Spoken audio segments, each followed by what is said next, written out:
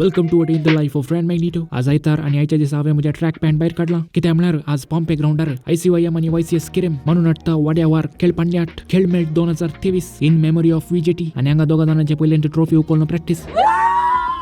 मागीर क्रिकेटीस आतां दोरा पाटी क्रिकेट, थ्रो बॉल आणि टग ऑफ वॉर 3 खेळ आसात. आता पयलें क्रिकेट दोन्ही टिमा रेडी जावन उरतात.